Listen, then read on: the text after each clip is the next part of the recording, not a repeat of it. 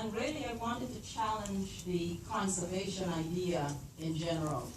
Because if we're in an economic collapse and we have a growing population, even though it might be slowing down, how are we going to cut water resources and take care of a growing population?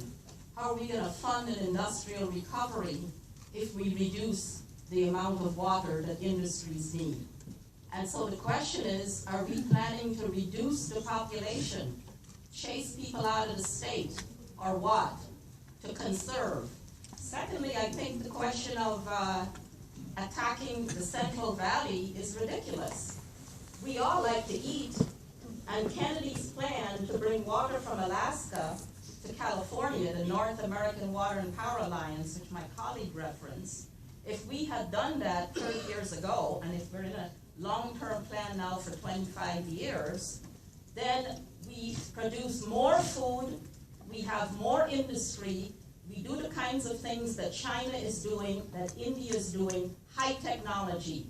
If you go backwards in technology, you have to give up some of your population, as is happening in third world countries. If you have a growing population, this is basic economics, and you want to continue that every generation does a little better than the generation before, you have to move to higher technologies, like fusion, like nuclear power desalination, like the North American Water and Power Alliance. So I just wonder if this matter of this, philosophically, if this conservation question, as opposed to just being sort of a fad, has actually been scientifically looked at.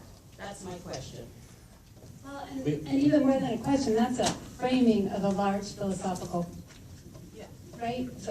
Question, broader question for, I think, all of you and all of us. And so I know that some of you have had your hands up, and obviously there's not going to be time to answer all of these questions, but this is an opportunity to get into that broader question. So are there any people who would like to build on that or respond to it from sort of a broad perspective? Anyone who hasn't yet spoken?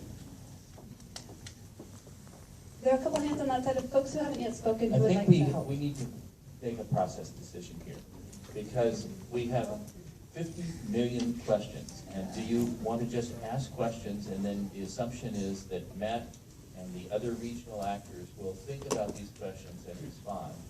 Or do you want some answers, or do you want to have discussion? Because we can keep generating questions, which is just fine if that's what your goal is.